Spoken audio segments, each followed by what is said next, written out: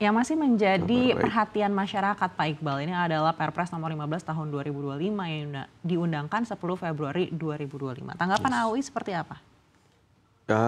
Perpres itu angin segar buat kami setelah kita tahu sekian waktu akhirnya asuransi menjadi memiliki perhatian khusus dari pemerintahan saat ini, dan tentu ini sebuah kabar baik yang harus kita tindak lanjuti sebagai satu industri yang bisa berkontribusi positif buat perekonomian Indonesia. Baik, tapi dari rasio aset industri perasuransian ini dibidik naik dari 9,1% jadi 10,5% terhadap PDB. Apakah menurut Bapak target ini sebenarnya masih cukup rasional atau sebenarnya ini sudah terlalu optimistis? Kalau kita lihat ini kan perpresnya periodik ya Mbak, maksudnya dari 2024 sampai 2029. Target itu saya pikir sih masih moderat sampai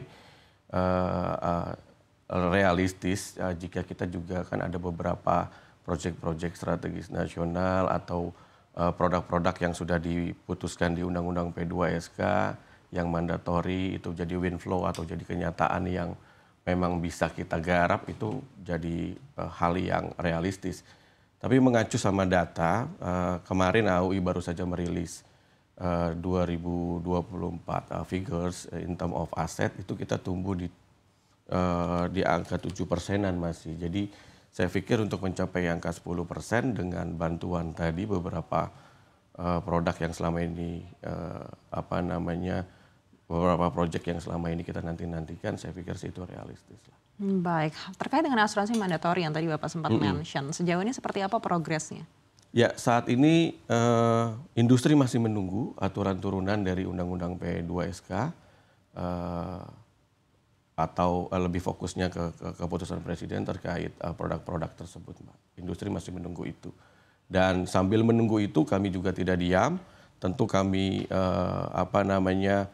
terus melakukan persiapan-persiapan jika memang nanti diberlakukan, dalam artian kami tidak gagap atau kami sudah siap untuk menjalankan ini dalam kesempatan pertama. Baik, persiapan industri sendiri sejauh ini menurut AUI sudah seperti apa? Apakah memang sudah siap untuk bisa menerima mandatori tersebut begitu, dimana kita tahu ini juga berpotensi untuk bisa menaikkan industri? Industri saat ini kita kompak, kalau di Asosiasi Asuransi Umum kita semua anggota itu kerjasama bahu-membahu untuk seluruh potensi yang kita miliki untuk menerima produk yang akan dijalankan ini.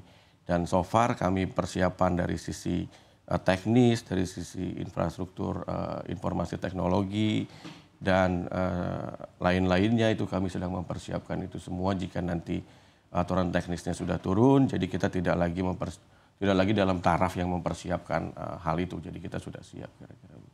Baik, tapi untuk bisa menjaga amanah ketika nantinya mandatory itu sudah resmi disampaikan ke masyarakat, menurut AUI sendiri apa yang harus dibenahi oleh industri saat ini? Yang paling penting itu adalah tata kelola kami. Kami harus benahi tata kelola, pastinya aturan nggak kurang-kurang untuk mengatur tata kelola.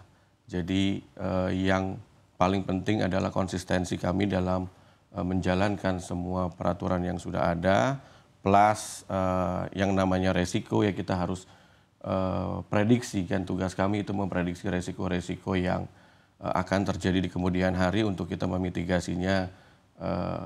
Kalau dihindari iya harus, tapi kalau tidak terjadi juga nggak mungkin karena resiko. Jadi yang kami lakukan sekarang adalah identifikasi resiko-resiko yang akan terjadi di kemudian hari terhadap produk-produk ini, termasuk geografis, karena produk ini kan nanti seluruh Indonesia yang letak geografisnya dan kontur geografisnya juga berbeda-beda. Jadi hal-hal itu yang saat ini kami di AUI itu ada tim teknik sedang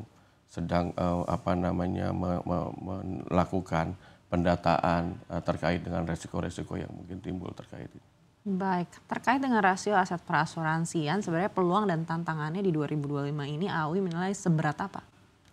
Oke, tantangan sebenarnya ya kalau kita bicara literasi dan inklusi itu udah ribuan kali orang bahas kira-kira begitu. Dan saat ini tingkat literasinya nggak kurang-kurang. Jadi masyarakat kita yang mengerti tentang asuransi sudah banyak.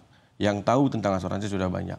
Nah, problem kita saat ini adalah inklusi. Inklusinya ini kalau sudah mengerti, mereka mau beli tidak. Nah, ini yang harus kita sama-sama seluruh anggota kami juga bahu-membahu untuk mengembalikan kepercayaan masyarakat. Jadi inklusi ini kami yakini kenapa tidak trennya tidak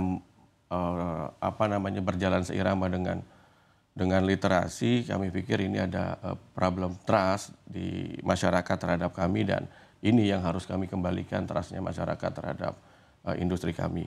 Itu yang pertama tantangan. Yang kedua adalah yang berkaitan sama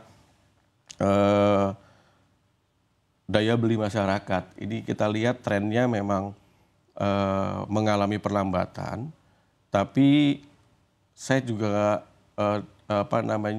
melihatnya anomali ya. Di sisi lain yang ngantri tiket konser juga habis kira-kira begitu. Tapi yang mungkin perubahan prioritas. Iya, ini seperti perubahan skala prioritas masyarakat kita saja. Jadi mungkin ini yang nanti kita harus pikirkan termasuk di diversifikasi produk kita. Kita harus mencari produk-produk yang eye-catching di masyarakat sehingga mereka jadi berubah perilaku gitu kan. Kalau sekarang misalnya produk kita masih tahunan atau apa, kita coba pikirkan yang way to go saat masyarakat keluar dari rumah dan kembali ke rumah kan kira-kira.